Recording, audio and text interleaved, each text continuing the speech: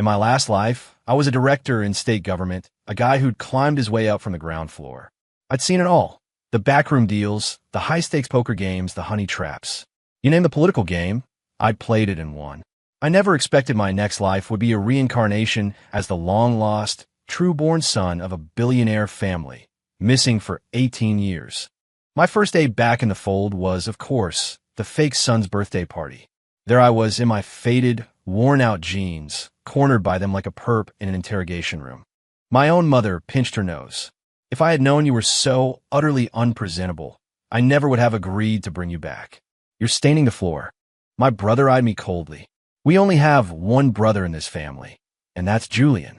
You'd better learn your place and not get any ideas. And the fake son, Julian, dressed in a custom-tailored tuxedo, spoke with tears welling in his eyes. Ethan, don't blame Mom and Dad. They're just not used to this, he stammered. Maybe you could start by apologizing to me. You scare my friends. I had to laugh. I picked up a glass of red wine from a nearby table.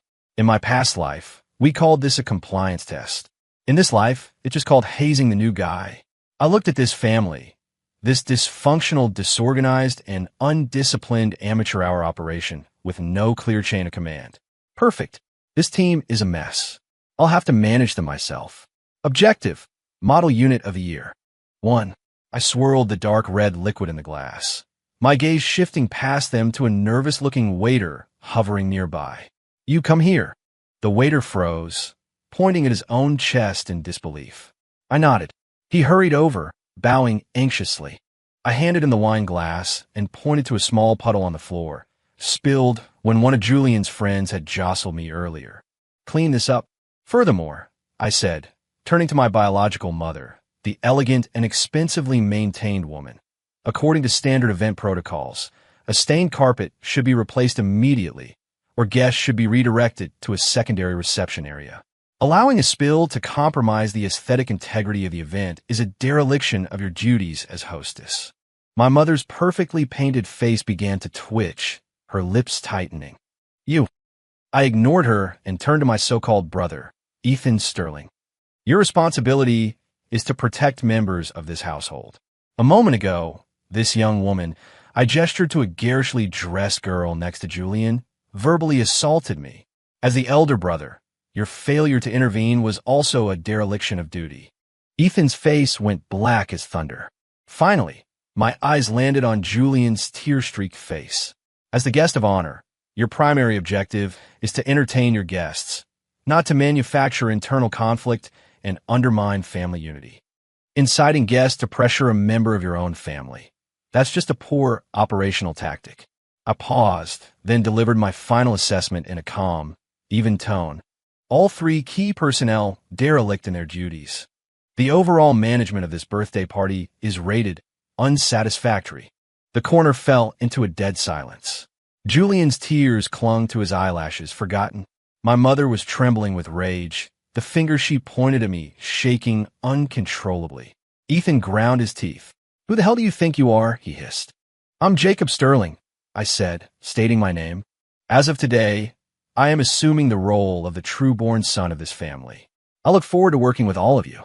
Without another glance at them, I walked through the crowd toward the buffet. I picked up a plate and served myself a slice of what looked like a decent Black Forest cake. Behind me, the stunned silence erupted into a storm of hushed, chaotic whispers. I'd barely taken 2 bites when a tall, imposing middle-aged man walked up to me.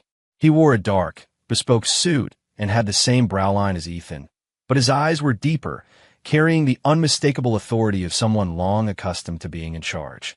This was the CEO of this family operation, my biological father, Robert Sterling. He didn't speak at first, just sized me up, his eyes scanning me from head to toe. I calmly swallowed my cake and met his gaze. Can I help you? He finally spoke, his voice a low rumble. You're Jacob. I am. I heard what happened, he said, his brow furrowed. Your first day home, and you're already raising hell. Do you think that's appropriate? I dabbed my mouth with a napkin.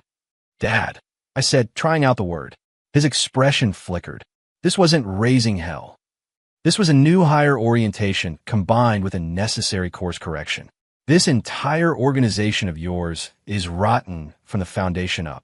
If you don't restructure, you're headed for a catastrophic failure. 2. Robert Sterling's eyes widened almost imperceptibly. He had probably never been spoken to like that in his entire life.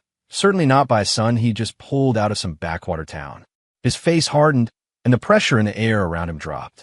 Rules are meant to solve problems, not create them, I said, setting down my plate. Your rules have resulted in an organization with no clear roles and no distinction between insiders and outsiders. Do you consider those good rules? I gestured toward Julian, who was still sniffling in the corner. An external actor with no biological ties to this family is permitted to freely manipulate household resources and instigate conflict. And you, as the top man, have chosen to enable and ignore it. Dad, in my old line of work, we had a term for that. Occupying the corner office without delivering results. Robert's jaw twitched. He looked like he was about to have an aneurysm. I didn't wait for a response. I turned and walked toward the ballroom exit. Where are you going? He called out, his voice thick with suppressed fury. To my room, I said without looking back. I have no intention of wasting any more time on this inefficient and chaotic social engagement. A wave of gasps followed me out. I could feel dozens of eyes on my back like searchlights. I found the small room they had hastily prepared for me, shut the door, and locked out the noise. The first step in turning this amateur hour operation around was to understand its organizational structure and asset allocation. I fired up the old, clunky desktop in the corner and started Googling the Sterling Corporation. The next morning, I was woken by a sharp knock. It was the housekeeper. She informed me with a stern face that my mother had declared that since I was so fond of rules, I would now follow the Sterling family rules. I was not to leave my room without permission. 3 meals a day would be brought to me. So, they were putting me on lockdown. I nodded to show I understood. After she left, I looked at the breakfast she'd delivered. A single slice of dry toast and a cup of weak, watery coffee. Resorting to discriminatory resource allocation. Classic. I ate it slowly and methodically, then turned my attention back to the old computer. The family Wi-Fi had no restrictions.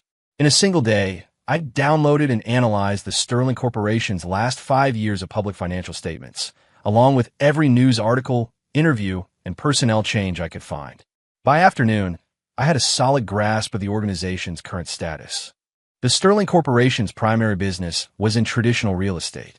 It had been hit hard by market shifts and had been attempting to pivot, but every effort had failed. Its internal management was a disaster, rife with nepotism.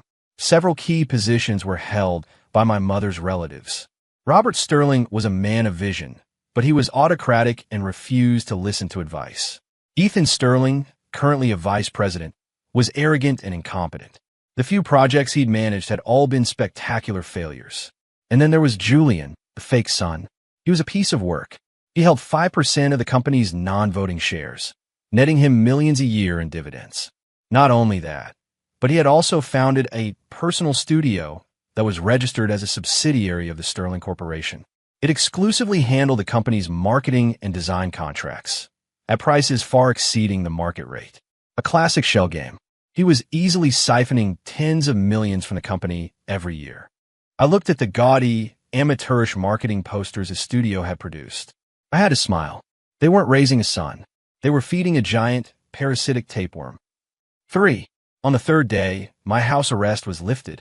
It was my grandmother's birthday, and the entire family was expected at the main estate for dinner. My mother had the housekeeper deliver a suit for me. It was a drab, charcoal gray thing, with a cut that was at least a decade out of style. It looked like it had been pulled from the back of a closet. Meanwhile, Julian was downstairs waiting, dressed in a sharp, tailored white suit, his hair professionally styled. When he saw me coming down the stairs, a flash of smug satisfaction crossed his face before he replaced it with his usual look of innocent vulnerability. Jacob, please don't be upset. We couldn't find anything that fit you on such short notice. This suit is a little old, but it's a good brand. I just looked at him, saying nothing. My silent stare made him squirm, and he quickly looked away. When we arrived at the estate, the whole clan was there. My grandmother, the family matriarch, sat at the head of the table, exuding a quiet authority. She gave me a cursory glance, then immediately pulled Julian over, beaming, and had him sit beside her. "Oh, Julian, You get more handsome every day. At the dinner table, everyone fawned over Julian, the atmosphere thick with laughter and praise. I was placed at the far end of the table, completely ignored. I felt like the unpaid intern in a board meeting, the one who's only there to pour coffee. Halfway through the meal, Julian suddenly cried out, "Oh!" His spoon clattered to the floor, splashing soup all over his pristine white suit. His eyes immediately turned red as he looked at me, his lip trembling. "Jacob, why did you just bump me?" Instantly, every eye at the table swiveled to me. I was in the middle of methodically eating a pork rib. Hearing him, I put my chopsticks down and looked up. "I bumped you." "Yes, he did." One of our cousins immediately chimed in. "I saw it." Jacob just stuck his arm out and knocked into Julian. My mother's face hardened. "Jacob," she snapped, "have you no manners at all? How dare you act like this in front of your grandmother?" Ethan slammed his hand on the table. "Apologize." I ignored them and looked to the head of the table at my grandmother. The matriarch was frowning, clearly displeased with me. "Grandma," I said. My voice wasn't loud, but it cut through the noise and silenced the room. "You are the chief disciplinary officer of this family. Right now, at your birthday dinner, an individual has deliberately falsified evidence to frame another family member. Are you going to handle this or not?" Her expression changed. "What did you just say?" I said. I began, standing up and walking over to Julian, that he spilled the soup on himself. I pointed to the stain on his shirt. The soup flowed from top to bottom. If I had bumped his arm, the spoon would have flown outward, and the soup would have splashed on his front and his side. But as you can see, the stain runs in a straight line from his chest down to his thigh. This indicates that his hand slipped, or that he deliberately angled the spoon toward himself and then let go. I picked up a serving spoon from the table and did a quick demonstration. The laws of physics do not lie. The color drained from Julian's face. He was white as a sheet. The entire table was stunned, its occupants exchanging confused glances. I turned my attention to the cousin who had provided the false testimony. "As a witness, you provided a false statement to mislead a superior. In my book, that's called being disloyal and dishonest." The cousin's face turned a shade of mottled purple. Finally, I returned to my grandmother and gave a slight bow. When ethical violations occur within the family, you, as the senior leader, have a duty of oversight and management. I recommend that Julian here be given a severe, formal reprimand. I recommend that the individual who committed perjury be given a verbal warning. As for me, I said with a small smile, I have been unjustly accused, which has caused me significant emotional distress. I demand a public apology from Julian, as well as financial compensation for damages. Nothing too extreme. The retail price of his suit should cover it. Someone at the other end of the table choked on their soup, unable to stifle a snort. The matriarch's birthday dinner ended on a sour note. Grandma called Julian into her study and chewed him out behind closed doors. When he emerged, his eyes were swollen like walnuts. He didn't pay me, but he did apologize in front of the entire family, spitting the words out through clenched teeth. It was my first tactical victory since joining this family. The ride home was suffocatingly quiet. My mother and Ethan sat on either side of me like stone gargoyles, their faces darker than the night sky outside. Robert sat in the passenger seat, silent, but I could see his tightly knotted brow in the rearview mirror. Halfway home, my mother finally broke. "Jacob, what is it you're trying to do?" she asked, her voice shrill. "Are you determined to tear this family apart?" "I'm trying to help you," I replied calmly. "Help me?" She laughed as if it were the funniest joke she'd ever heard. "You've thoroughly humiliated me, and you call that helping? As the person directly responsible for internal family affairs, you lack even basic personnel assessment skills. Julian has been manipulating you right under your nose. Yet not only have you failed to notice, you've endorsed his behavior at every turn. If this continues, what will happen to your managerial authority? Who in this family will respect your leadership?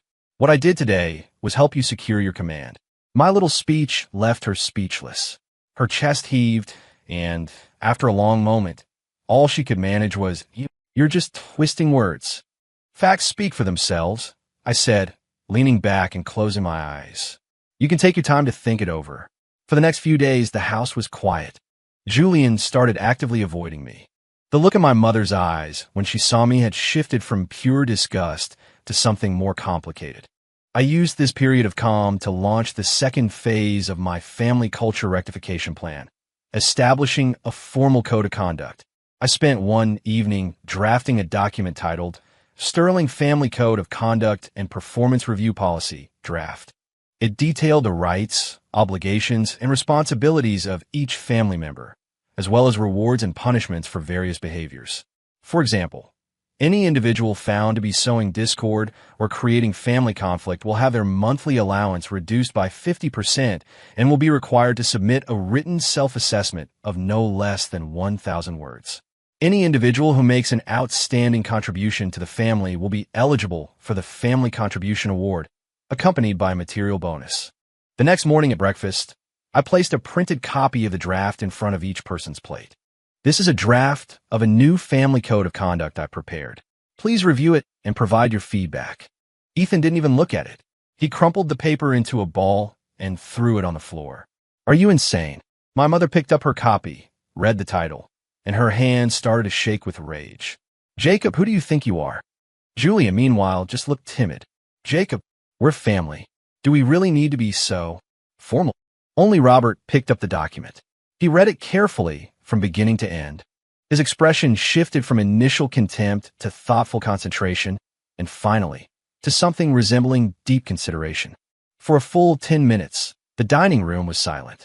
At last, he put the document down and looked at me, his eyes sharp and analytical. What did you do for a living before this? I smiled, about to answer. Dad, Julian suddenly shrieked, his voice filled with panic and terror. Something's happened. It's bad. He held up his phone. A breaking news alert from the Wall Street Journal was on the screen. Croft Enterprises has just announced they're terminating their partnership with our company, the Westgate Initiative. It's dead. The words hit the room like a bomb. Robert's face went pale. He shot to his feet, swaying for a moment as if he might fall. The Westgate Initiative was the key to Sterling Corporation's pivot away from failing real estate.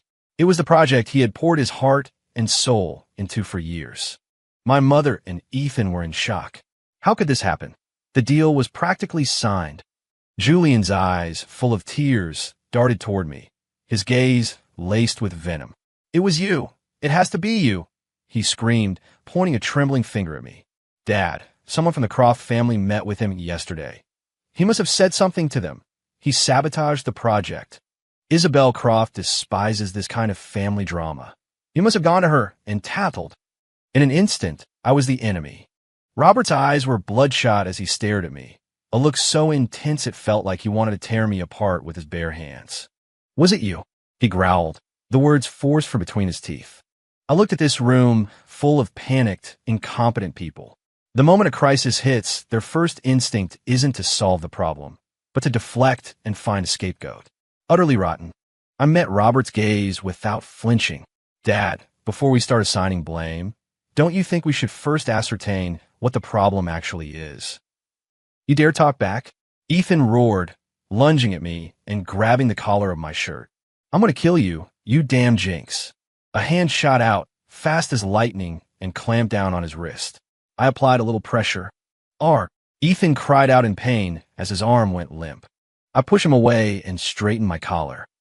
Starting with torture before the internal review has even begun. I looked at him coldly. Mr. Vice President, your professional conduct is severely lacking. Then I turned back to the ashen-faced Robert. Give me 30 minutes. I'll find out why the project was killed. And if you can't, Robert's voice was ice. If I can't, I paused. I'll walk out of here with nothing but the clothes on my back and never have anything to do with the Sterling family again. The atmosphere in Robert Sterling's home office was thick enough to choke on. He sat behind a massive mahogany desk, chain-smoking cigars. My mother and Ethan stood nearby, looking like furious sentinels. Julian was curled up on a sofa in the corner, his shoulders shaking with sobs, though he kept darting triumphant glances in my direction. I ignored the high-pressure interrogation they were trying to stage, walked straight to the desk, and opened Robert's laptop. Dad, I need the contact information for your lead at Croft Enterprises. Robert didn't answer right away. He just stared at me with extreme suspicion. What are you planning to do? Communicate directly with the person in charge on their side to get a clear picture of the situation, I said, my fingers flying across the keyboard as I pulled up the Westgate Initiative files. It's the most efficient way to solve a problem. Or has your standard procedure been to just guess? Ethan sneered. Who do you think you are? You think Isabel Croft is just going to take a meeting with you? Isabel Croft, the young, formidable CEO of Croft Enterprises, a nearly mythical figure in New York's business world. Not someone you just call up. I don't need to meet with her, I said without looking up. I just need her assistant's number. Robert was silent for a moment before finally rattling off a phone number. I dialed it immediately. The phone rang for a long time before a polite, detached male voice answered. I put it on speaker. Isabel Croft's office. Hello, this is Jacob Sterling from the Sterling Corporation. I'm calling to inquire about the specific reason for the termination of our partnership on the Westgate Initiative. The voice on the other end paused, clearly surprised. I'm sorry, Mr. Sterling, but that was Ms. Croft's final decision. We are not at liberty to disclose the reason. A typical boilerplate response. I'm not asking for trade secrets, I said calmly. However, any partnership termination should be based on a reason. Was there an issue with our proposal? Was our offer not competitive? Or perhaps, was there a misstep by our personnel during negotiations? We require a clear answer to conduct an internal review and implement corrective actions. It's also a matter of basic professional respect for the time and effort both parties have invested. My words were measured and reasonable, stating our position while also showing deference. The line went silent. After a full 30 seconds, the assistant spoke again, his tone slightly softer. Mr. Sterling, since you put it that way, I can give you a hint. The issue may have been with the final version of the proposal you submitted. The final proposal? Robert shot up in his chair, stunned. What was wrong with it? I personally approved that document before Ethan sent it. Ethan looked just as baffled. That's right. I sent exactly what you gave me. I didn't change a word. The assistant cleared his throat. The proposal itself, the data, and the planning were impeccable. However, there was something inappropriate included in the appendix. What was it? I pressed. Detailed dossier of negative information on one of your main competitors, Apex Realty. The contents were exhaustive. A dead silence fell over the office. Robert's face went from white to red, then to a sickly shade of green. Slipping opposition research into a formal business proposal, it wasn't just a dirty tactic. It was treating Croft Enterprises like fools, as if a file of dirt would sway their business judgment. It was a direct insult to Isabel Croft's intelligence. The Croft family was known for its integrity and loathed underhanded maneuvers. Of course the deal was dead. Who did this? Robert slammed his fist on the desk, a vein pulsing in his forehead. His eyes, sharp as daggers, shot to Ethan. It wasn't me. Dad, I swear it wasn't me. Ethan was terrified, waving his hands frantically. I just sent the file you gave me. Do you still have the file? I asked. Yes. It's on my laptop. Open it. Ethan scrambled to get his laptop and, in front of everyone, opened the compressed file he had emailed to Croft's assistant. The main proposal was perfect, but at the very end of the file list, there it was, a folder titled Appendix. He clicked it open. Inside was a PDF document, dozens of pages long, with the title, Apex Realty, Internal Risk Assessment and Executive Compromat. All the blood drained from Ethan's face. How? I don't know. I really don't know how that got there. You don't know? Robert was shaking with fury, pointing at him. You sent a file this important without even checking it first. Ethan was speechless. I watched this pathetic scene unfold, my gaze drifting to the corner where Julian was still crying, his sobs growing louder. His body was trembling, as if he were terrified. But I knew it wasn't fear. It was exhilaration. Now is not the time to be assigning blame for operational errors, I said, closing the laptop and cutting off Robert's tirade. The immediate priority is damage control. Damage control? Ethan looked at me as if I were a lifeline. How? Croft has made their position clear.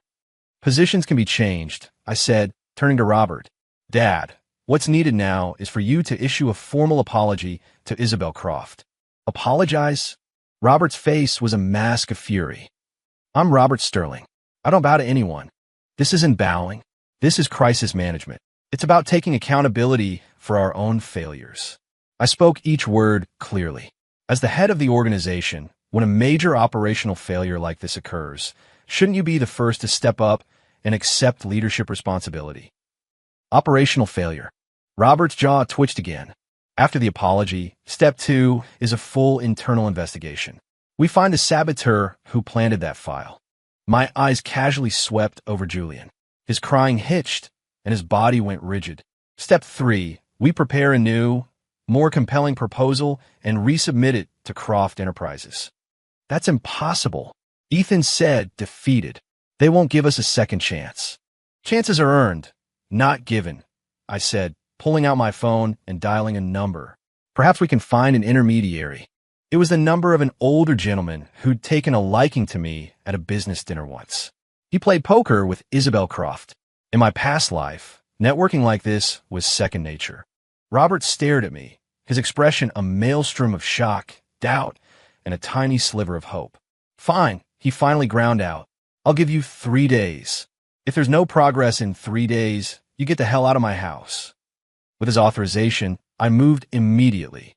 First, I drafted a sincere and carefully worded letter of apology under Robert's name and sent it to Isabel Croft's assistant. In it, I attributed the entire incident to an internal management oversight and a procedural error by a junior employee, and stated that the Sterling Corporation would be undergoing a serious internal review.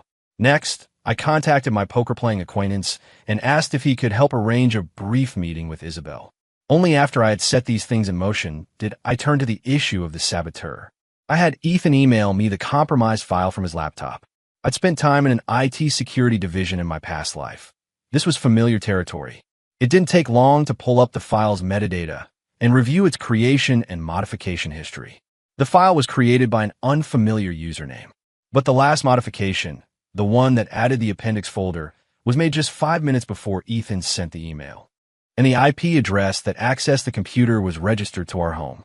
At that time, the only people in the house were the 4 of us and the staff. Robert and my mother wouldn't do something like this. Ethan, for all his incompetence, wouldn't sabotage his own father's passion project. He lacked both the motive and the guts. That left only one possible answer. I compiled my findings into a simple, 1-page report and placed it on Robert's desk. He stared at the report, at the timestamp of the last modification, and at the IP address of the Sterling family mansion. His face grew dark and terrible. Julian, he whispered the name, his voice filled with a disbelief that bordered on anguish. Just then, there was a soft knock on the study door. Julian walked in carrying a cup of tea, his face still streaked with tears, the picture of innocence. Dad, please don't be angry anymore. It's not worth hurting your health. It was my fault. I shouldn't have suspected Jacob. His words died in his throat when he saw the report on Robert's desk. His eyes widened in horror, and every last trace of color drained from his face. What is that? Julian's voice trembled. Robert didn't speak. He simply pushed the report across the desk toward him. Julian stared at the clearly marked time and IP address, and he swayed on his feet. No, it wasn't me. He shook his head violently, tears now streaming down his face. Dad, it really wasn't me. Why would I do that? The Westgate Initiative is so important to our family. Yes, Robert's voice was dangerously quiet. Why would you do that? Julian dropped to his knees with a thud, grabbing Robert's legs and sobbing hysterically. Dad, you have to believe me. Someone framed me. It was Jacob. It had to be him. He suddenly pointed at me. He knows computers. He faked all of this to get me kicked out of the family. I stood off to the side, watching his performance with cold detachment. Even now, cornered, his first instinct was to attack. His skills were, admittedly, impressive. I framed you. I let out a short laugh. I've been back for less than a week. I don't even know your laptop password. How could I possibly frame you? Besides, what's my motive? What do I gain by destroying the Westgate project? It's not like I'm the one with company shares in my name, waiting for a multi-million-dollar dividend every year. My words were a poisoned dart, hitting him right where it hurt. Julian's sobs hitched. Robert's gaze sharpened. I'm going to give you one last chance, he said, looking down at Julian, his voice deadly serious. Tell me the truth. Julian flinched, a a look of utter desperation in his eyes. He knew it was over. I didn't mean to. He finally broke down. It was Mr. Davison from Apex Realty. He came to me. Apex Realty, the Sterling Corporation's mortal enemy. He promised me that if I helped him kill the Westgate deal, he would give me 3% of Apex's corporate stock. 3% of the stock. Everyone in the room drew a sharp breath. Apex was a much larger company than Sterling. 3% was worth hundreds of millions. For money, he had betrayed the family that had raised him for 18 years. Robert closed his eyes, his face a mask of pain and disappointment. My mother covered her mouth, staring in disbelief at the boy she had cherished and protected his entire life. Ethan's eyes were blazing red. He pointed at Julian, so furious he couldn't even form words. You ungrateful snake. I'm not. Julian shrieked, scrambling to his feet. He wiped his tears, his expression twisting into something wild and defiant. I was never your son to begin with. My last name is Vance, not Sterling. My mother told me everything. My father was a security guard at your company. He was crippled saving you people, and all you did was throw a little money at us and send us away. My being in this house, eating your food, using your money, I deserved it. It was payment on a debt you owed my family. This stunning, twisted revision of history left everyone speechless. I looked at him and finally understood. This wasn't just a simple case of a baby swap. This was a calculated 18-year-long campaign of parasitic revenge. Who are your parents? I asked the crucial question.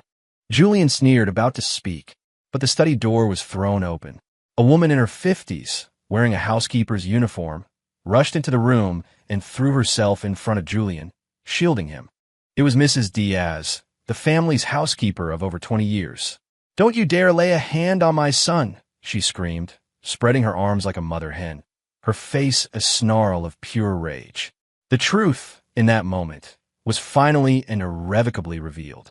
The revelation sent the entire Sterling household into a state of paralysis. Mrs. Diaz, the woman who had worked so diligently in this house for 2 decades, was the mastermind behind the entire conspiracy. Her husband, the security guard who had been disabled in a workplace accident, was Julian's biological father. Years ago, after my mother gave birth to me, she had been weak and Mrs. Diaz was hired as the maternity nurse. She had seized an opportunity, swapping her own son for me. She then abandoned me at the door of an orphanage in a remote, rural town. She stayed on as the family's housekeeper, watching her own flesh and blood enjoy a life of privilege that was meant for me. Her husband, meanwhile, took the settlement money and lived a life of leisure and vice, constantly bleeding Mrs. Diaz and Julian for cash. For 18 years, the 3 of them had been leeches, latched onto the Sterling family, slowly draining it dry. My mother fainted on the spot.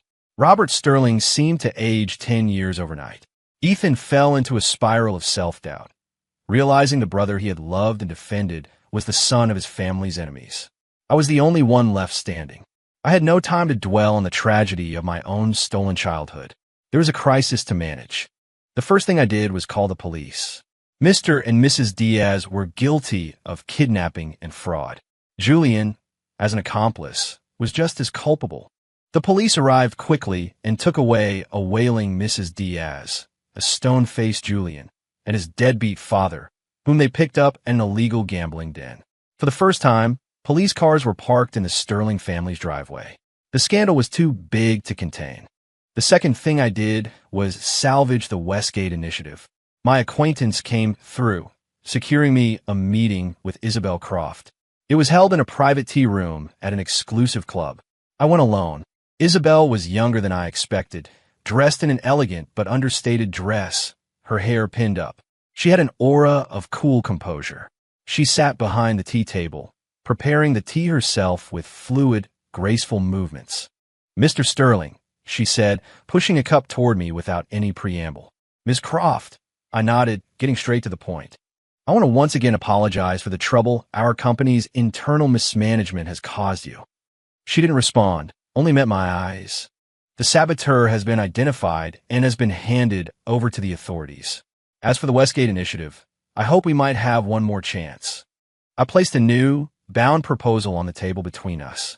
I had worked through the night on it. It was based on the original plan, but included several adjustments tailored to Croft Enterprises' strategic goals. I had also made significant concessions on the profit-sharing agreement. Most importantly, I had attached a business ethics and integrity pledge, formally committing our company to the highest standards of transparent and ethical conduct throughout the partnership. Isabel picked up the proposal and read it, page by page, with intense focus. The only sound in the room was the soft rustle of paper. After a long time, she set it down and looked at me. "Mr. Sterling, do you know why I agreed to see you today?" I shook my head. A small smile touched her lips, softening her cool demeanor. "Because my assistant told me that the Mr. Sterling who called was articulate, logical, and composed under pressure. He told me that in all his years, he had never heard anyone describe crisis PR as an internal review and implementation of corrective actions." A flicker of something went through me. "You're too kind, Miss Croft. Having you in the family is Robert Sterling's good fortune," she said, taking a sip of her tea. "I received the proposal. You'll have my answer within 3 days." It was a positive sign. I stood to leave. As I reached the door, she spoke again. "Jacob," I turned back. "That family code of conduct of yours is quite well written," she said, a hint of amusement in her smile. "The performance review policy is especially actionable." My heart skipped a beat. How did she know about that? When I returned home, Robert was sitting alone in the cavernous living room. The ashtray in front of him was overflowing with cigar butts. He looked up as I entered, his eyes bloodshot. "How did it go?" "Ms. Croft has the new proposal.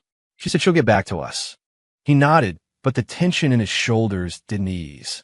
I knew he wasn't just worried about the project anymore. The 18 years of deceit had dealt him a devastating blow.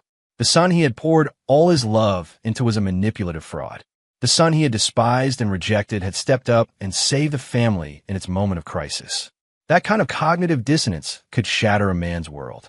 "Dad," I said, walking over and pouring him a glass of water, "this is not entirely your fault."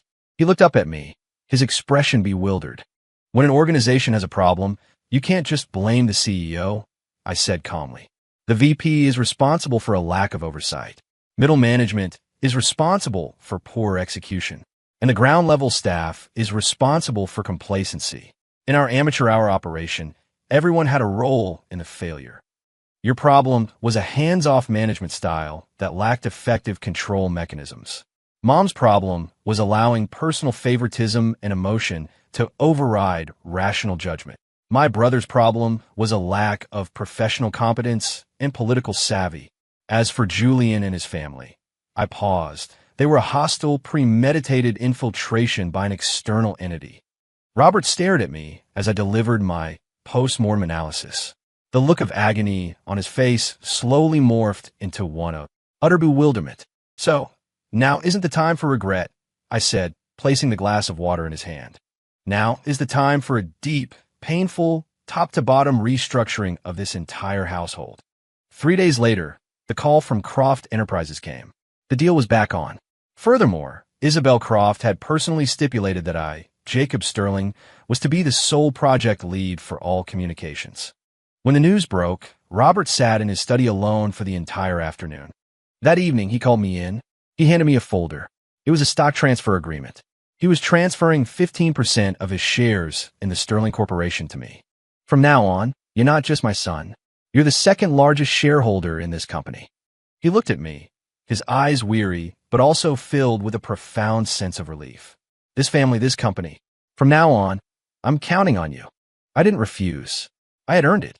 I had earned my position and my compensation through merit. In the weeks that followed, I began a radical overhaul of the corporation. My first target was personnel. Using the Westgate Initiative as my vehicle, I established a special project team with myself as the director. All members were chosen based on ability alone, no connections, no last names. Several of my mother's relatives, who had been coasting in comfortable positions for years while contributing nothing, were the first to be reassigned to powerless, dead-end posts. My mother threw a fit, even showing up at the office to cause a scene. I didn't argue with her. I had security escort her out. Later, I presented her with the last 3 years of financial reports and HR files. Mom, look here. This is how much your darling nephews have cost the company. And look here. This is the evidence of their embezzlement and misuse of company funds. If you continue to protect them, this goes beyond forcing them to resign. This becomes accessory to a crime. You will be held legally responsible. Faced with the undeniable proof, my mother fell silent. My second target was process. I dismantled the old, bureaucratic approval systems and instituted a flat management structure. Responsibilities were clear, and performance metrics were transparent. If your numbers were good, you moved up. If you were dead weight, you were cut. The resistance was fierce at first. Many of the old guard refused to accept my authority. That is, until I unceremoniously fired 2 senior employees who thought their tenure made them untouchable. After that, the entire company quieted down. I reassigned Ethan to a ground-level position on the project, starting with running errands. He tried to fight it, but I shut him down with a brutally honest performance review. Ethan, your current skill set doesn't even qualify you for a junior team member role. I'm putting you on the front lines to give you a chance to learn the business from the bottom up. Think of it as management training in the trenches. When your performance metrics meet the standard, you can come back. Ethan's face went crimson as he read the report that dissected his every professional failing. But in the end, he accepted the demotion without a word. Stripped of his title and privilege, something unexpected happened. He focused, worked hard, and actually started to become competent. 1 year later, the first phase of the Westgate initiative was completed on time and under budget. It became the real estate success story of a year. The Sterling Corporation's stock price soared. We had not only survived the crisis, but had entered a new era of growth. At the company's annual gala, I stood on stage as the CEO, delivering the year-end report. In the front row, Robert watched me, his eyes shining with pride. My mother was there, too. She had thrown herself into philanthropy and had become a softer, more thoughtful person. When she saw me, she would smile and nod. Ethan, through his own hard work, had earned the position of project director. He sat in the audience, taking meticulous notes, a new maturity and confidence in his bearing. My amateur hour operation had finally been forged into a modern, effective team that knew how to win. After the gala, I got a call from Isabel Croft. "Mr. CEO, congratulations," she said, a smile in her voice. "The credit goes to the team, Ms. Croft. Are you free tonight? We should celebrate." "I'd like that," I replied. We met at a restaurant overlooking the river. She wasn't in her usual power suit, but in a chic dress, her hair down. She looked stunning. "I've always been curious," she said as she poured me a glass of wine. "Whatever happened with your family code of conduct?" I smiled. It was fully implemented. The results have been positive. "Oh," she raised an eyebrow, intrigued. "Such as?" "My father quit cigars and took up yoga. My mother stopped trying to keep up with the society wives and found her own purpose. My brother became a workaholic." "And what about you?" she asked, her eyes sparkling. "Me?" I swirled the wine in my glass. "I successfully transformed my family into the model unit of the year." She laughed, a low melodic sound. "Jacob," she said, her tone suddenly serious. "I've been watching you for a year. From the way you handled your family at that party, to how you fought for your project, to how you rebuilt your entire company. I think you're the most extraordinary person I've ever met." "And so?" I asked, meeting her gaze. "So," she raised her glass to me, "I'd like to apply to join your model unit. Is there an opening?" "What position are you applying for?" I asked with a grin. "Spouse." Outside the window, the city lights glittered on the dark water. I looked at the woman across from me, and the light in her eyes was brighter than all the lights of the city. I raised my glass and gently touched it to hers. The clear, ringing sound felt like a new beginning. "Your application," I said, "is approved." When I got home later that night, I found a beautifully wrapped box on my desk. Inside was a solid gold medal. Engraved on its surface were 4 words. "Model Family Unit of the Heir below." It was the inscription, Robert Sterling. I held the heavy gold medal in my hand and couldn't help but laugh. Perfect. This team had finally graduated,